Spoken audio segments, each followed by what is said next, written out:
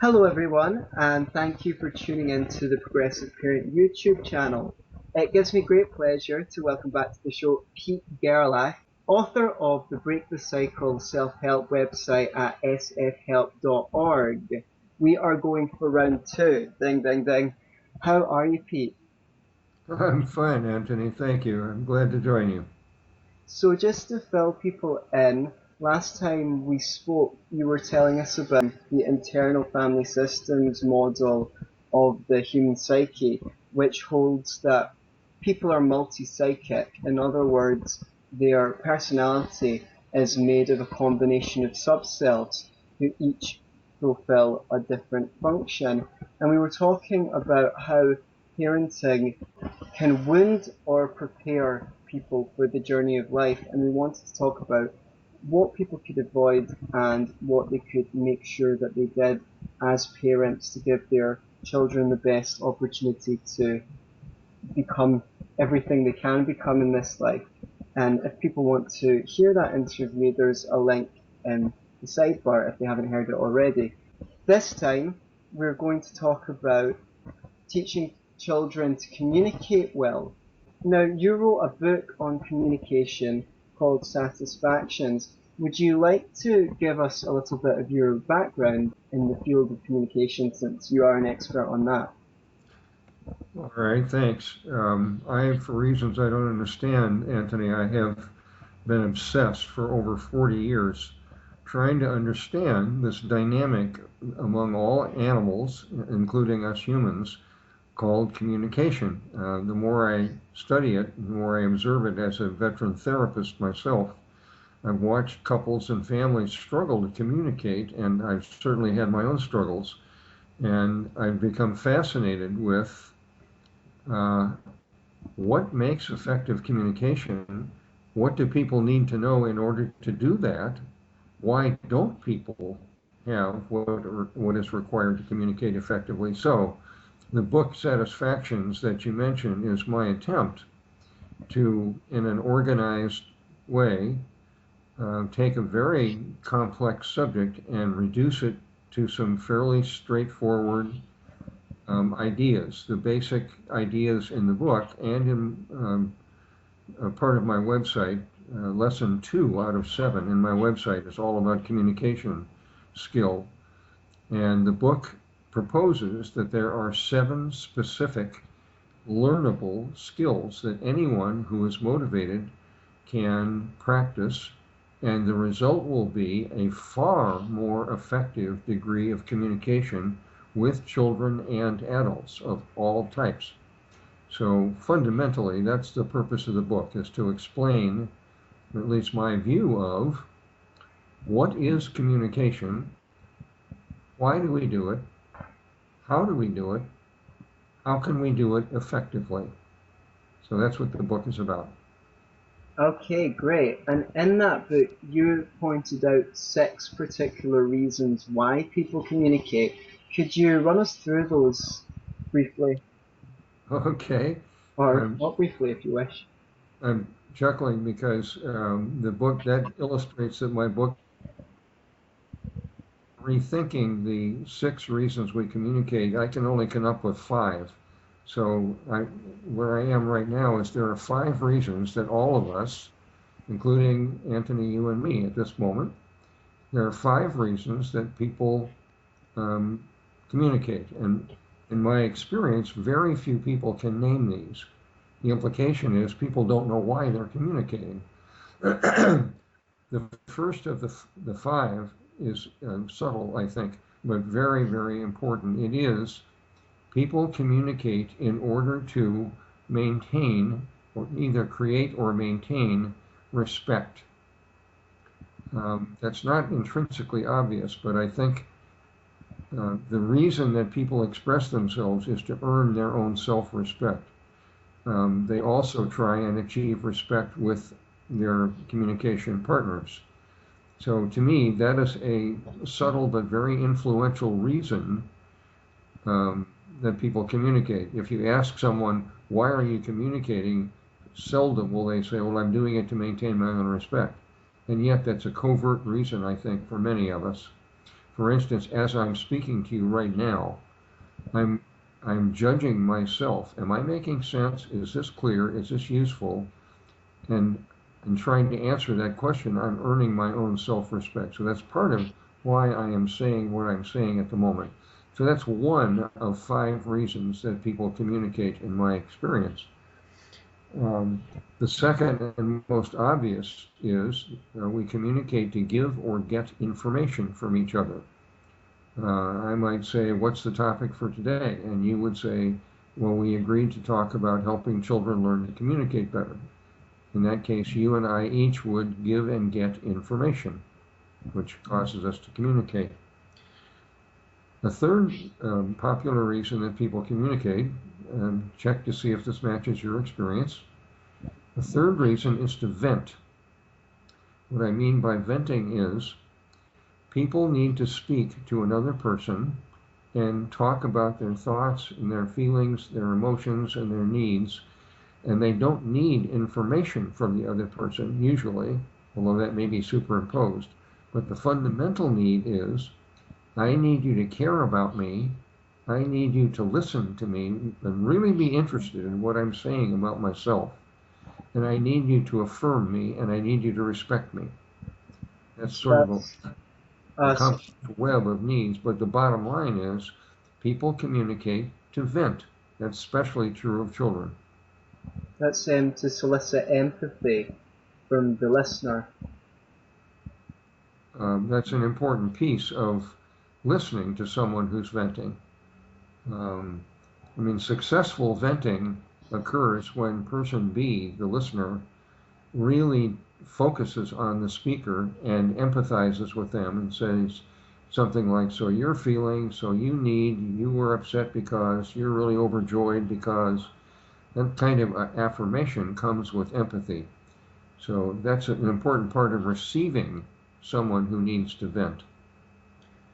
So give or get information, gain respect, and maintain respect, and vent are 3 reasons we communicate. A fourth reason, which most people would intuit, is we communicate to cause action. I want you to start something, or change something, or stop something. So we communicate in order to cause someone else to change. And the fifth reason, which is not overly obvious, is, in my opinion, people communicate in order to avoid something unpleasant. The classic example is being crammed into an elevator with a group of other people that you don't know. And because silence is uncomfortable for many people, when you're in close proximity to someone, people say, boy, it sure has been hot today, hasn't it? You know, which is kind of a meaningless communication, but it breaks the silence. And it's a way of avoiding saying, I'm uncomfortable that you're so close to me, or I'm uncomfortable with your body odor, or something like that. So, you know, we try to be polite and cheerful, and often we communicate. I mean, this is a trivial example. Married couples who are in trouble often won't talk about what's really troubling them. That's a far more serious example of people communicating in order to avoid something really scary or disgusting or discouraging. Anyway, those are the 5 reasons that occur to me as to why we all, children, including infants, by the way, infants, children, teens, and adults, we all are motivated by these 5 needs. What do you think? Great. I think if I remember correctly, the sixth one in your book was to overcome boredom, which I think could quite easily fit into the fifth category. Perhaps that's why you thought. Yes, it is. That's part of the 5th reason. And Uh, I was thinking, you said, even infants communicate in this way. So perhaps we should just quickly define what we mean by communication. I remember hearing you do so in one of your videos. Thank you for that. To me, it's a fundamental question that most people never stop to contemplate. It's like, what is communication and when does it occur? to me, communication between two people anyway, or for that matter, two animals, communication occurs when the actions or the presence of person A has some significant effect on person B. That's a pretty broad definition. It has nothing to do with speaking or listening, because you and I, if we were physically near each other, we could communicate without saying a word. Our faces, our eyes, our body language, our behavior could affect the moods or the perceptions or the thinking of the other person. That is communication, very broadly. What do you think? Yeah, very true.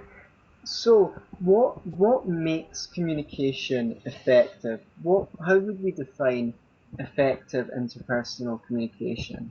Okay, great question. Well, if you start with the idea, people communicate to fill needs. A need is a discomfort. We all are needy, all of us, kids and adults. You and I, we have needs. We're filling needs as you and I speak right now, Anthony. So if you start with people communicate to fill one or more current needs. From that, effective communication occurs when each person fills their needs well enough at the time, and I'm going to throw in a second requirement, which is the way they fill their needs is acceptable. Because as you know, people can fill their needs with each other, um, but the way they do it can be unpleasant or uncomfortable or rude or disrespectful or scary.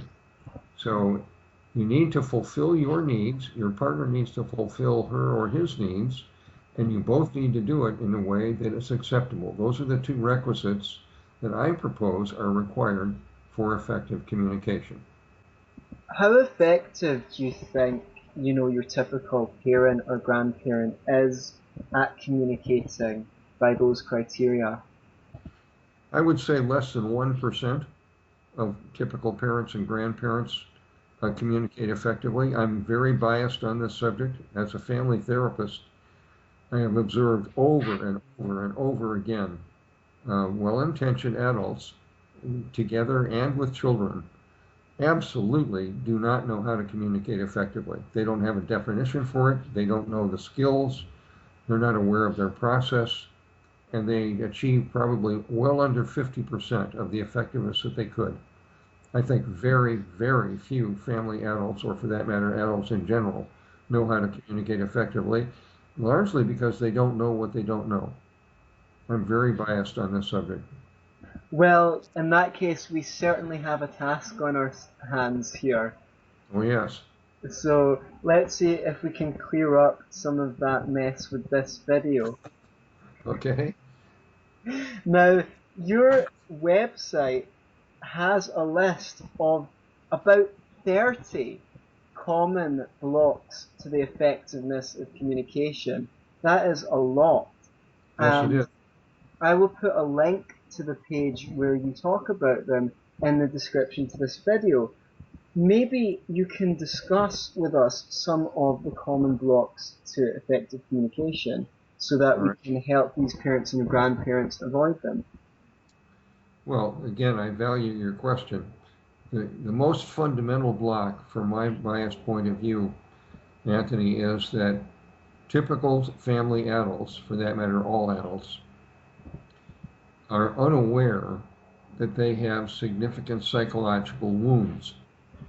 What I mean by wounds, we discussed this the last conversation we had.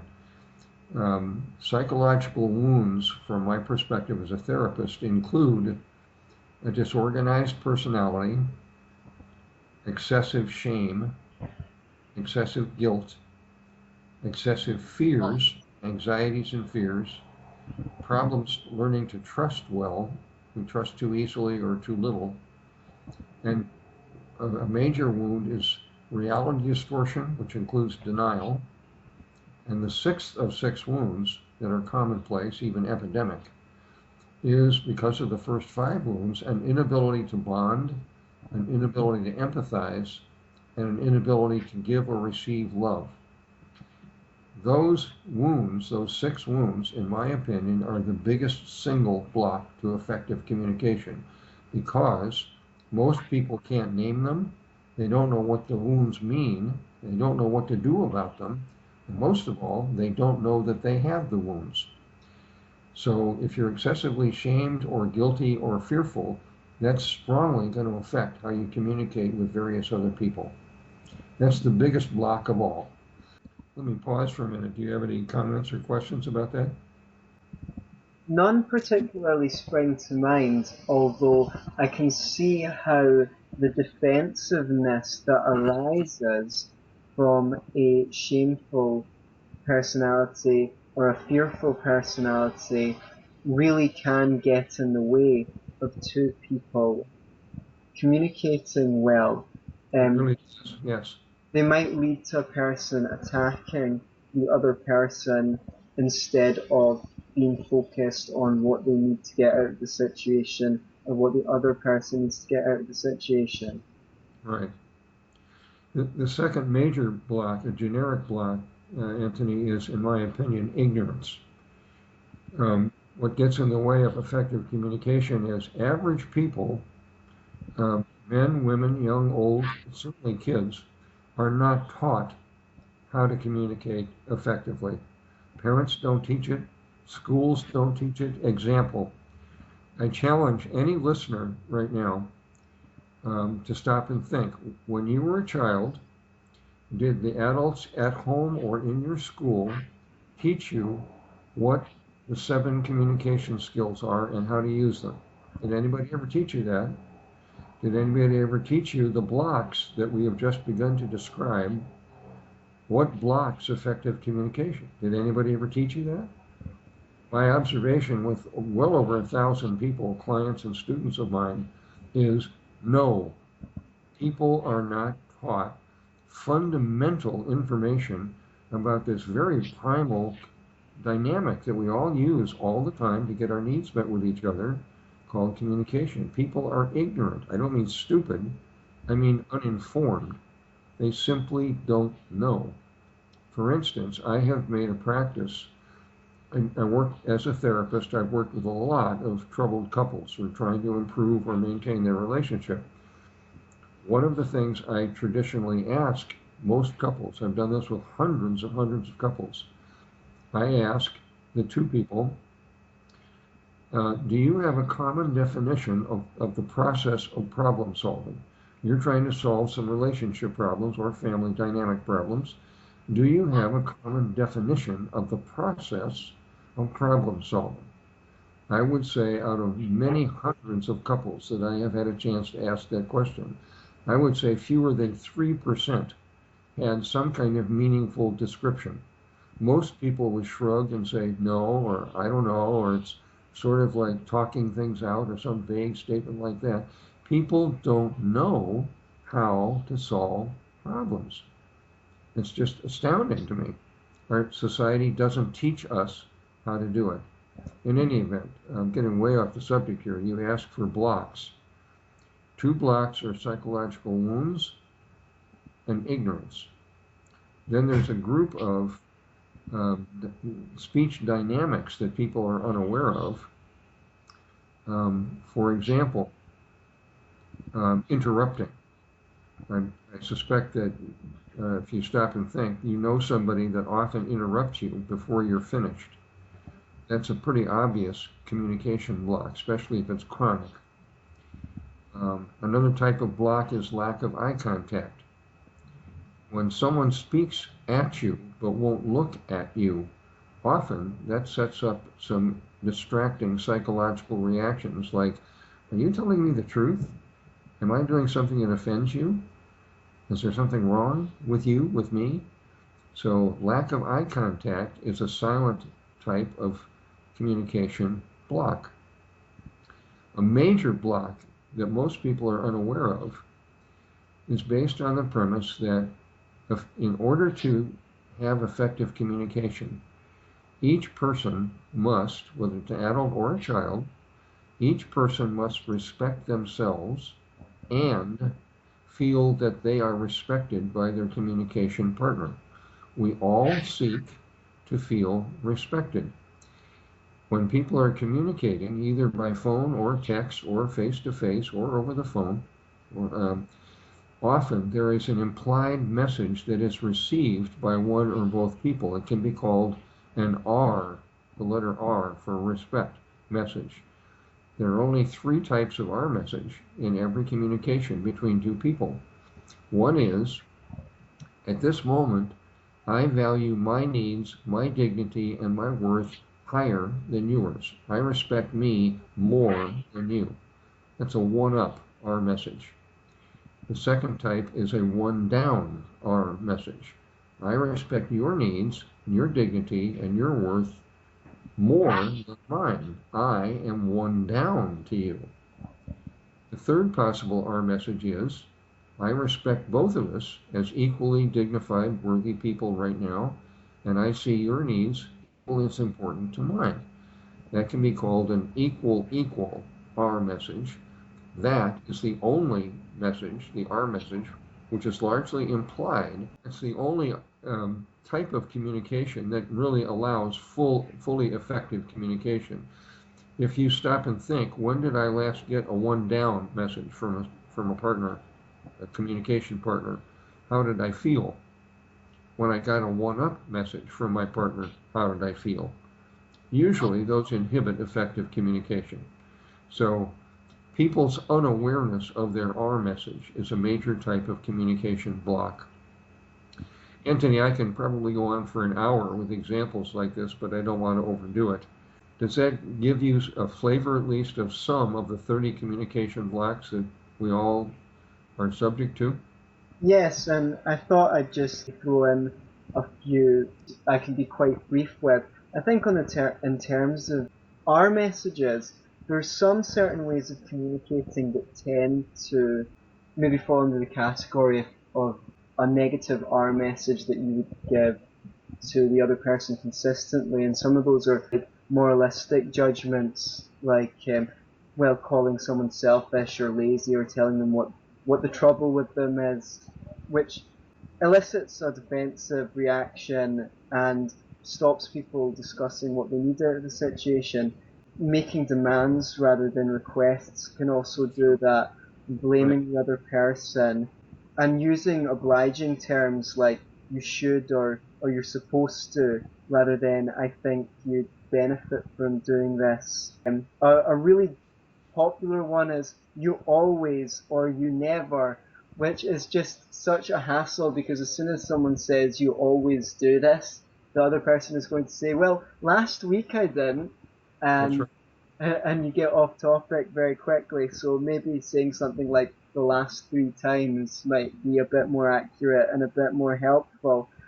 Other things I've noticed that people don't like is being told they're wrong or unreasonable or being asked to be taken on credit. I've got a degree on this. Just trust me. Invoking the past for leverage. I told you so. I warned you. And sweeping criticisms that don't give any information at all. I've got a serious problem with you. Right. One of the things that you're referring, one of many communication blocks is generalizing.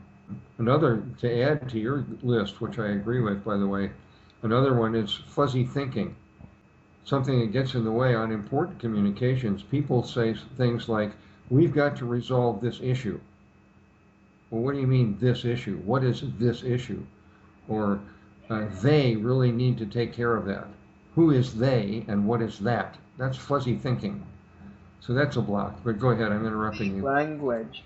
And maybe the kind of language that might be indicative of a one down R message is when people say things like, well, I had to, or you made me, or something that fits their role, like, well, I'm a woman, or I'm Jewish, or American, or an alcoholic, or the boss said so. And that is a kind of denial of responsibility That's right. rather than saying I chose to because the boss told me and I didn't want to get fired, Right. which would be more accurate. So Right. I mean, we all know that insults and put downs hurt, but not everyone knows that they're a poor way of motivating others to change. We think that maybe if we put someone down, then the bad feeling they get when they've been put down will motivate them to do better. Do you think that's likely? I would say categorically not in a good way. They may, out of fear, they may, out of shame, cause behavioral change in the receiving person, but it will certainly not enhance the relationship. It will increase distrust and dislike and avoidance. So I see no practical value in insults at all. And I think generally speaking, every situation is somewhat different, but generally speaking, I think insults degrade the effectiveness of communication and of relationships. Is that what you're asking? Sure.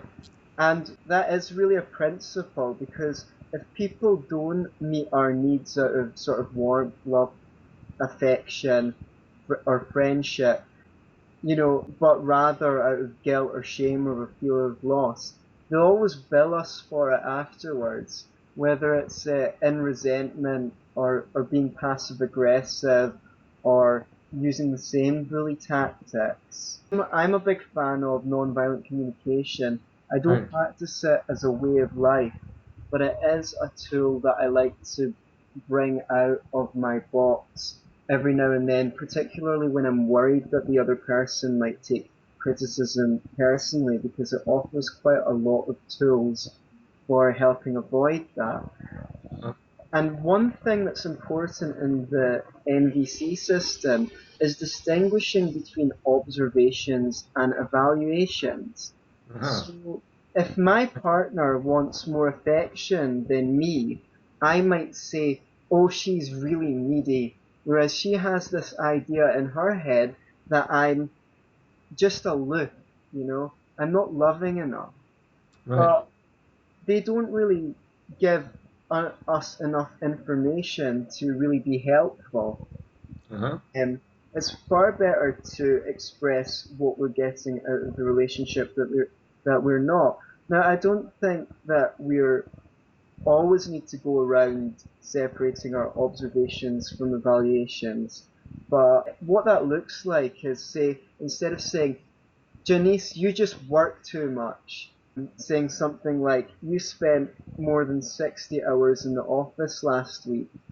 Or rather than saying someone is lazy, say, well, the last 3 times they had an exam, they only studied the night before the exam. That way, we are providing information rather than making judgments of the person concerned that might serve as a block to communication. Uh-huh. So I was just going to ask, now that we've discussed some of the blocks to good communication, what skills are required for effective communication? You have said you have 7.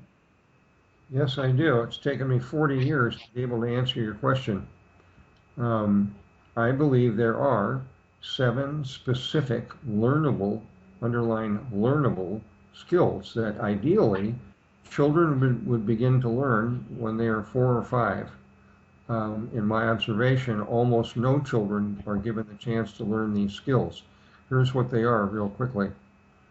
The first skill in effective communication is awareness. That's a big word, but what I'm saying is a skill in order to communicate effectively, each person needs to be able to answer clearly, this is what I feel right now, this is what I think, this is what I need, this is what I'm doing. Those are 4 fundamental awarenesses that many busy people in our today's hectic world are either only hazily aware of or they're unaware of. In order to communicate effectively, you need to know what you're feeling, because feelings are guides to needs. What am I feeling? What do I need? What am I thinking? And what am I doing? That's skill number 1. Skill number 2 of 7 is, in my judgment, clear thinking. This may seem obvious, but in my experience, many people who are rushed and frustrated and distracted think what might be called fuzzily. And as I mentioned earlier, people often use really fuzzy language. For instance, we have to do something about it.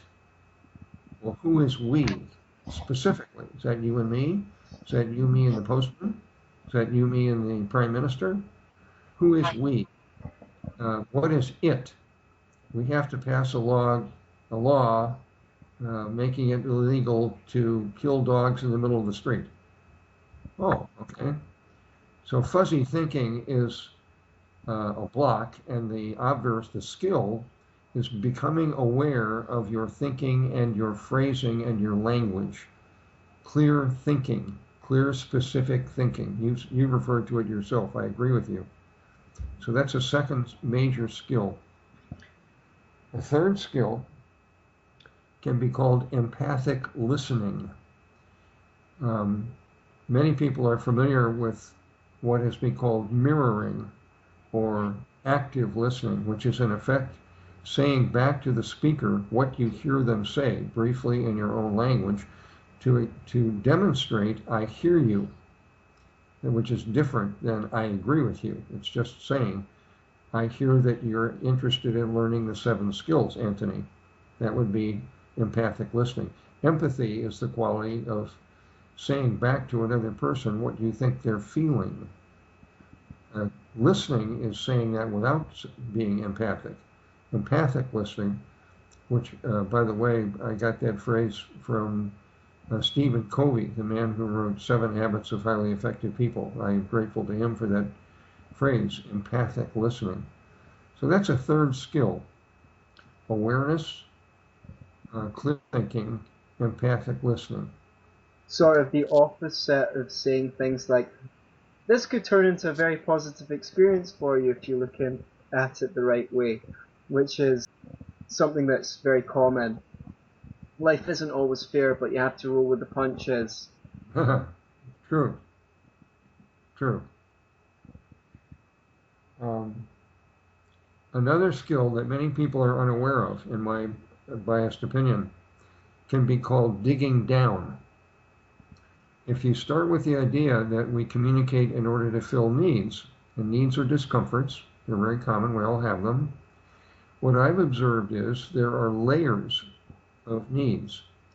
There can be called a surface layer, an intermediate layer, and a core layer. So it's like 3 levels of needs stacked on top of each other. An example might be, you tell me you need the car this afternoon. Yes, I need the car. Okay, that is a surface need. If you use the skill of digging down, you say, okay, why do you need the car? Well, I need to go and run an errand. And you dig down further and you say, can you tell me the errand? Yes, I need to get to the dentist's office by 3 o'clock. I see. So you're telling me you need the car in order to get to the dentist by 3 o'clock. Yes, and I also need it to get home on time to prepare dinner. I see. So those are the 2 reasons you need the car today. Yes. Well, I need the car this afternoon too. We have a problem. Oh, let's do some problem solving, which is the 7th skill. What I'm trying to illustrate is there are layers of needs. Most people focus only on the surface need. I need you to be quiet. I need you to chew with your mouth closed. I need you to stop interrupting me. I need you to look at me. I need you to stop looking at me. I need you to not hang up on me. I need you to text me. I need you to be more on time. Those are surface needs. Underneath them are deeper needs. And in order to do effective communication and problem solving, what I advocate is people can learn the skill of digging down below the surface need to find out what people really need. For example, I need you to tell me the truth about whether you're having an affair or not. That is a surface need. Underneath that is the primal need. I need to know if I can trust you. I need to regain my respect for you. Those are primal needs. Most people don't get that far. So in the example that you offered of needing the car, if we just stayed at the level of information, which is we both need the car, it seems like an impasse. But if we know that you need the car to get to the dentist, then we know that your true need is to get to the dentist, so and to get home. So I could say, that's just fine. How about I drop you at the dentist, then I'll run my errand and come back at the end of your appointment and pick you up. Were we to stay at the original level of information, we at an impasse. By digging down, we're able to think of new solutions because we're connected with what we each actually need. Exactly. You anticipate the seventh skill, Anthony. That's a great example. You're right, because that's the value of digging down. When each of two people understand what the other person really needs, that opens up the possibility of negotiating a solution that will satisfy both people. Instead, the alternative that many people do because they're unaware of this skill, the alternative, as you know, is to argue or fight or persuade or threaten or demand. None of those are effective communication. Um, so, digging down is an acquired skill that most people are not aware of. It's very simple. Once you get the hang of it, it's very, very powerful. So, the skills so far are awareness, clear thinking, empathic listening, and digging down. Those are four essential communication skills few people can name or describe or use. Building on those, another skill is the skill of assertion. Assertion has been described as the ability to say something to another person in a way that they can fully hear you. That's the American Management Association's definition, which I can improve on. Many people don't know how to assert. What they do instead is hint or whine or complain or demand or threaten. Assertion is the learned skill of saying, based on awareness, here's what I need from you. A second part of assertion is, and if you choose not to honor my need, here's a consequence that I'm going to choose. That's the second part of an assertion. Right. Now, I've got a couple of thoughts on that. The Okay. first is I noticed that often when people try to assert themselves, they might do it with a negative request. Right. I don't want you spending so much time at work. Okay, great. I'll book myself a golfing holiday. No, that's not actually what I meant. What I meant was I want you to spend more time at home. Exactly. That's the primary need. So And, the other consideration I had was when you said, and we spoke about this in our last video, um, you said, um, if you don't do this, I will do this. That was the second component of asserting. I was just wondering how we avoid that sounding like a threat, which might give the other person a one down R message, I don't respect you as much as myself. well, that's a good question. There are several variables that um, factor in here, and it would take probably 15 minutes to do a thorough discussion of this. To me, if you have a genuine, respectful attitude towards the other person, if you have an equal attitude, you know, your needs and mine are, and your dignity and mine are of equal value to me. If you have that attitude, when you set a consequence with another person, if you say clearly, I need you to want to stop chewing your food with your mouth open when we dine together, for example, that would be asserting your need. And if you then said, if you are not able to do that, or if you choose not to do that, I'm going to not eat with you anymore. The other person, you can't control how the other person is going to receive that. If they receive that as a threat, so be it. If you mean it simply as information, which is what you, Anthony, often say, and I agree with you, if you simply say, I want to inform you what I'm going to do if you choose to ignore my need, I don't mean it as a threat. I don't want to hurt you. I'm not trying to embarrass you or guilt trip you. But I do want you to know your behavior affects me. And if you choose to ignore the need that I'm requesting here, not demanding, but requesting, I'm going to do something. It's a consequence. And in this case, I'm going to choose not to dine with you anymore. So you can't control, if the other person is shame-based, if they're wounded, they're going to be defensive and they may interpret it, which is reality distortion, as a threat and a put-down. If you don't intend it to be a put-down or a threat, if you intend it to be information, and they don't interpret it as information, you can't control that. You can, of course, respond with empathy, which might help them get back on the page with you. But of course, we can't always choose how we're received. We can't ever choose how we're received. We can only enter the conversation like a tennis player and hit back whatever, respond in the means we find appropriate in the moment. So Uh-huh. that leads to another question, which is that many people have a problem with the use of the word need in some contexts, which is to sort of say, well, I mean, you don't really need it, you just want it. Yeah. Perhaps you could clarify that point. Okay, you were asking about some people being uncomfortable with needs versus or confused between needs and wants. To me, in a sense, that's kind of a surface concern. Um, where I come from is a need is a discomfort. I'm hungry. I need food. I'm thirsty. I need to drink something. I need a glass of water, like you did. Um, I need to urinate. I need to sleep. I need to get this report done. I need to read this book. I need to study for this test. Those are discomforts. They are different from wants. A need is something that will cause you increasing emotional or spiritual or physical discomfort if it's not satisfied. A want is something that would be pleasant. I want to win the lottery. I want to go to Gibraltar. I want to be happily married. Um, whatever.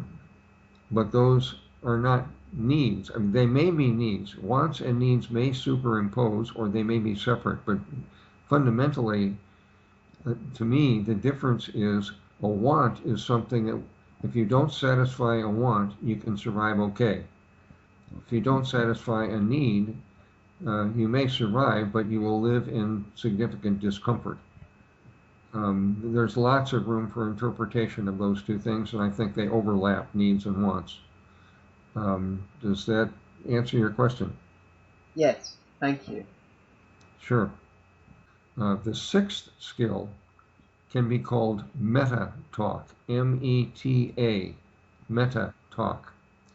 Meta is reflexive. For instance, meta dancing is dancing about dancing. Uh, Meta reading is reading about reading. So what I mean by meta talk is talking about how you are talking. That is a learnable communication skill. And of For example, course, if you do learn some communication skills and you want to pass them on to family members or to associates, you will be doing a lot of meta talking where you try to teach them. that's true. Um, that's part of meta talk. The other part is real-time awareness when two people are talking of the process that's going on inside of you and between you and the other person. So meta talk can sound like, I notice whenever we start to talk about money, you avert your eyes. That's meta talk. I notice that frequently you finish my sentences for me. That's meta talk. I notice that when I ask you a direct question, you're silent. I notice when I bring up the fact that you're often late, I notice that you get defensive, hostile, and angry, and you change the subject. Those are examples of meta talk.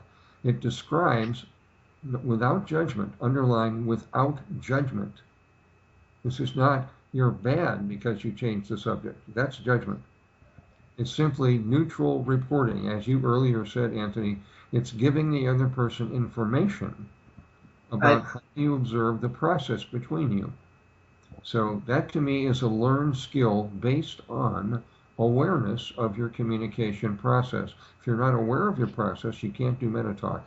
Also, meta talk requires that you learn a vocabulary that most people don't know. There are a group of terms, example, eye contact. Many people are familiar with that, but that is a meta term. Voice rhythm, voice accent. For instance, at times, Anthony, I have difficulty understanding you because of your accent. That's that's meta talk. And I don't know if the reverse is true, by the way. Um, but in any event, the skill I'm wanting to highlight here is it is useful, especially in important communication, not just would you pass the salt, please? You don't mean meta talk for that. But if you have a conversation like, our son was just caught stealing from the local grocery store. What are we going to do about that? That is when you need meta talk. You need to be able to describe whether your communication process is effective or not. Meta talk is a way of disclosing we have a communication problem. That's the value of meta talk. It's the sixth of 7 skills. Any comments or questions on that? Sounds good so far. Okay. The seventh and last and biggest skill, as I began to say a minute ago, requires all 6 other skills: awareness, clear thinking, digging down, empathic listening, respectful assertion, and sometimes it requires meta talk. The skill is problem solving. Very few people, in my experience, have a clear mental idea of this process that we go through all the time with everybody, which is solving problems. Real quickly, problem solving starts with the idea a problem is a need that is not filled. That's what a problem is. If you and I have a problem together, one or both of us have needs that aren't filled. Okay, what do we do about that? We describe what you need. You dig down and tell me what you need, and I'll dig down and tell you what I need. And when we're each clear on what each of us needs, then we can negotiate and brainstorm as teammates, not one up or one down, not as adversaries, but as mutually respectful people. You can 2 heads are brainstorm. better than 1. Yes. How can we each get enough of our current needs met in a way that feels good to both of us? That is problem solving. Would you agree that very few people could describe what I just said? Oh yeah, absolutely. And most of us probably have great stories of watching our parents fumble around the issue of problem solving rather less effectively than we wish they might. Exactly. Right. Because nobody taught our parents how to do this. Teachers at school don't teach kids how to do this, to my knowledge. That's a generality, but um, I don't think many people have this clear idea. Problems are needs. Your needs are as important as mine, unless we're in an emergency. How can we each understand what I need and what you need? And then how can we cooperate to fill each of our needs well enough, maybe not perfectly, but well enough, in a way that we both feel good about? How can we do that? Most people don't know that. It's stunning to me. It is so obvious, and yet most people are ignorant of this. Um, so I get real worked up about this, as you can tell, because it's easy to learn and it's easy to put in practice once you're aware of it. It would solve many, many parenting and family problems if the adults were clearly aware of these 7 skills and helped each other use the skills and teach them to their children. So how can family adults and teachers and schools prepare to teach these skills to kids? Well, the first obvious step, Anthony, is to learn the skills themselves. Well, that would be a prerequisite. Right. And most parents don't know what they don't know. I mean, what I can say factually is among the videos I have on YouTube, over 180 videos, a large percentage of them has to do with communication skills. They routinely never appear in the top viewed with videos. People just don't care about communication. They're not interested. They don't know what they don't know. I mean, I'm generalizing, of course, but the majority of average people are content because they are ignorant of what they could do. They are content to communicate at maybe 30 to 40% of the effectiveness that they really could achieve with children and adults at home and at work. They simply don't know what's possible. Yes, So, I feel your frustration on that point. I will put a link to lesson 2 of your website in the description of this video if people want to go straight to the lesson on improving their communication. thank you. Several of the videos on my channel are specifically geared to help people improve their communication skills because I like the videos to be as practical as possible. I like to give people tools that they can actually use. Right. I myself am a communication coach, and it isn't as easy as you might hope it is to get clients because you know that what you have to offer could really improve people's life, and yet very few people are interested in thinking, could I get what I want by improving the way I speak to others? Most people think the problem is with the other people who aren't satisfying their needs. That's right. Or too often people think that. So it would be a really good thing if parents and teachers and caretakers chose to learn to improve the way they communicate so they could model those behaviours and pass them on to their children. There's only Yep. a couple more points that I thought ahead of time to cover, unless you want to add anything in. One is the idea of expressing needs and emotions in relationships. Some people feel like they shouldn't express their emotions because they're kind of like my problem. They might think, well, if I'm angry at them, it's my problem. What do you think of that attitude? Instead of what? Instead of, if I'm angry about them, I should talk to them about how I feel and see if we could create a solution. Well, I guess all I can do is affirm, yes, some people do feel that way. That's the opposite of two things. One thing that I'm a big advocate of, on my website, one of the pages there is a Bill of Personal Rights.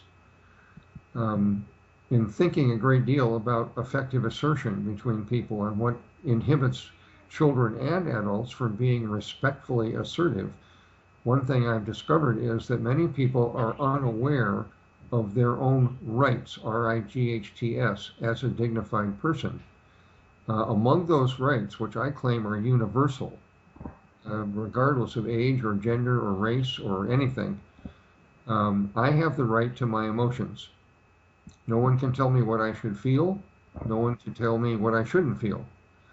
I also have the right, I claim the right to express my emotions when it's appropriate.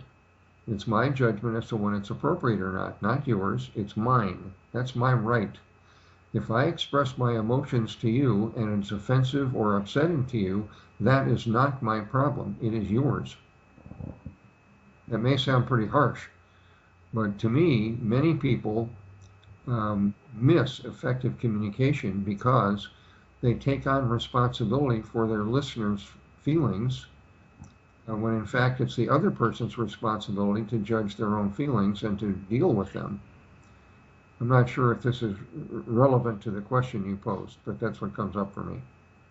Okay, I think emotions are, to me, emotions, every human emotion is a gift. Some are pleasant, some are not. Every single one, regardless of whether they're pleasant or not, points to a need. And if you can use your emotion saying, I'm angry, I'm frustrated, I'm hurt, I'm confused, I feel guilty, I'm ashamed, I'm elated, I'm thrilled, I'm delighted, I'm content, I'm satisfied, I'm serene, whatever. Every one of those, or many of them, not all, point to an unfilled need. That's the basis for problem solving.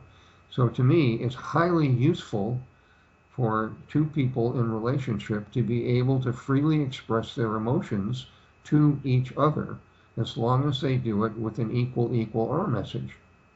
Right now, your behavior is frustrating to me because blank, blank, blank. That's a lot different than you are an insensitive clod and you have no sense of social responsibility. That's an attack. Um, anyway, I'm sort of wandering off in space here, but That's it, okay. Some people perhaps think because their only experience of anger was rage growing up, that therefore all anger is bad. But I think it's true what you say that there's no such thing as a bad emotion, only a unpleasant emotion. There's no such thing as a negative emotion, only an unpleasant emotion. I think that's true. I think a mistake that people make is to say um, anger is a negative emotion. No, it's not. It's a primitive survival reaction to being hurt or threatened. Um, the expression, it really is helpful to draw the clear demarcation between feeling an emotion. Inherently, there is nothing wrong with feeling any emotion, nothing, unless it's excessive or crippling. Then there is something wrong with the feeling of it. The second aspect of emotions is expressing your emotion. The way you express your emotions can be positive or negative, at least the way I see it. People express anger in ways that can be really destructive to themselves and their partner. That is bad expression. Feeling angry is inherently healthy, in my opinion, or feeling sad, or feeling confused, or resentful, or frustrated. Typically, people say those are negative emotions. No, they're not. They're useful pointers to, I need something. I get So, real excited about this. sure. So sometimes people will say, oh, you shouldn't be so bothered about that, let it go. Is it their choice? No. I typically, in a situation like that, I'd say I'd appreciate it if you wouldn't tell me what to feel. Okay, good. Nathaniel Branden, in his book The Psychology of Self-Esteem, expresses the idea that emotions are a sort of approximation of how for us or against us we think a situation is. Would you agree with that definition? Generally, yeah. I, I have great respect for Brandon, and I think that's a useful description, sure. Do you agree with the idea in nonviolent communication that emotions arise as a synthesis between how we're viewing the situation and the situation itself, so that no one really elicits an emotion in us, but rather it's a combination? So if you're late to meet me, Pete, but I'm sitting under a tree reading my book, I might be quite glad that you were late. Uh-huh. And on the other hand, if I'm desperate to get tickets for the concert, I'll be annoyed at you because your lateness jeopardizes our ability to get a good seat. Well, Um, yeah, I think what you're illustrating is there are a number of different factors that are involved as to how people's behavior affect each other. It's not just one thing. It's attitude, it's expectations, it's local circumstances. But you're right. I agree with you. the reason why I bring it up is because it reflects on the way we express ourselves. So if I think that you're the cause of my emotions, I would say you made me feel angry when you were late to the concert. But Uh-huh. but if I was taking responsibility for my needs, then I'd say, I felt angry when you were late because I wanted to get to the concert on time. Right. That, to me, the second of the illustrations you just gave depends on a person's true self being in charge, so they are not defensive or shame-based or need to deny responsibility for their own feelings. I think that's fairly rare. I think most people typically are unaware, and that often leads them to be defensive or to justify, behavior that irritates or frustrates another person.